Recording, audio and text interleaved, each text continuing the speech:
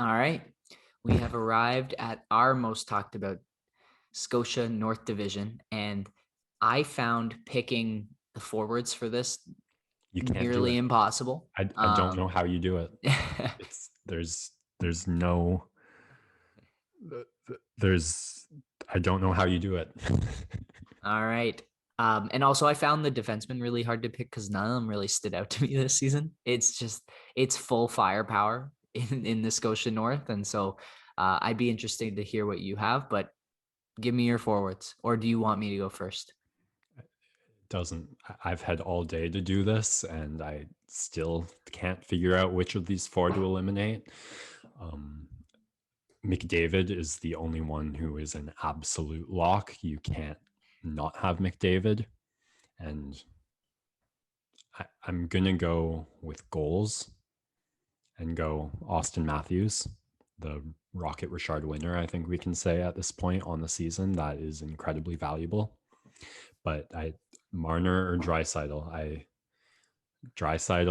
has more points, but it's Mitch fucking Marner. I mean, help.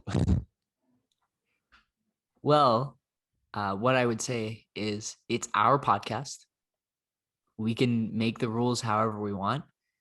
And I'm putting Mitch Marner and Austin Matthews in over Leon Draisaitl. I'm sorry. Draisaitl is an incredible player, but a lot of his success comes from the absolute mutant freak godsend that is Connor McDavid. And obviously Matthews and Marner success heavily depends on each other as well. But Mitch is my ride or die. Love the kid.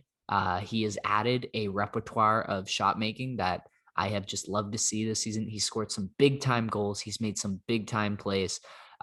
Austin, you have to have in there just because of the historic goal scoring season he's had, but I'm going Mitch because of what he has done points wise. And then despite him being maybe your number two forward, he's a guy on the penalty kill. He's a guy blocking shots, doing so much of the like in between the lines value stuff. And as a Leafs fan, totally biased and you can be enraged all you want, but I just think Mitch provides a little bit more value over Leon and screw you, it's my podcast. Mitch Marner's in Right. there, baby.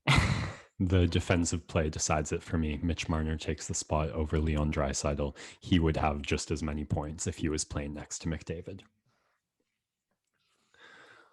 All right, we get on to defensemen. Maybe it's just your reasoning is in a similar vein to snubbing Draisaitl, but there was one name I was very surprised to not see in your potential picks because he was the easiest pick for me in as a North all defensive man, and that was Darnell Nurse, who has had an incredible breakout season. The goals scored has been, I think he's at like 16 or 17, just one or two behind. I think it's Chichurin for like leading the defenseman, but on an actual playoff making team, the plus minus for sure you've got to think is a big part in being on the ice with McJesus a lot, but an absolute workhorse in terms of time on ice, some solid block shots. I think he is the number one pick for me on defenseman of the division. And then number two, gotta give it to TJ Brody. Ah, oh, you got me. So I didn't have him on there on purpose because I was gonna have him as my sneak pick. I have the exact same two defense, and my reasoning being you can look at all these big names or guys who put up big points, most notably like a Tyson Barrie or Morgan Riley.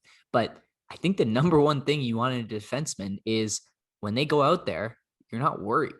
It's just nothing happens on the shift. That's what you want. You don't need them moving the puck around and having chaos in their back end, chaos in the other end. It's a steady guy who takes on the best matchup night after night, and you just feel so comfortable with it. And there were guys in here, Tyson Barrie, Quinn Hughes, Morgan Riley, who have put up points. I also had Shea Weber, again, a bit more of a legacy pick, but Darnell Nurse and TJ Brody have been guys where you send them out on the ice and you know they're going to go do their thing. They're going to be physically imposing. They're going to block shots. They're going to make the right passes, get the puck out of the zone, great zone exits. Really two solid pair of D-men and definitely my picks. Also would shout out Jake Muzzin just for the hits mostly. Love that guy. It's fun. I was so surprised, like wondering where you were doing your research that you didn't have Nurse on that list. So there you go. And then for goaltenders, I've got Hellebuck. Yeah, I wavered. Markstrom had a couple case for me in terms of some of the raw stats, and Mike Smith has had a crazy season for a guy who's 40 years old and has been around for as long as he can. But in the end, if Hellebuck maybe doesn't have is off by a little bit in the goals against and the save percentage, he without him, Winnipeg would maybe be dead last in this division based on how hot Ottawa's been recently at 8-1-1 in their last 10.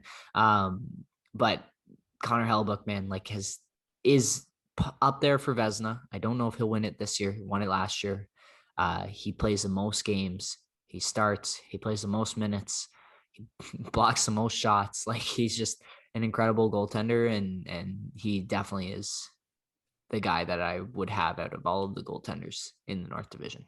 Yeah, the Winnipeg Jets are a team with a top six as good as any in the division or in the league, but their defensive core is certainly lacking something. But Connor Hellebuck is just such a steady rock in there in net that you don't really even notice the lack of top talent, skill, and depth on the Winnipeg defensive core because he's just that steady and gives them such a great chance to win every night and bolsters the defense so much. You can't, it was a pretty easy pick for me.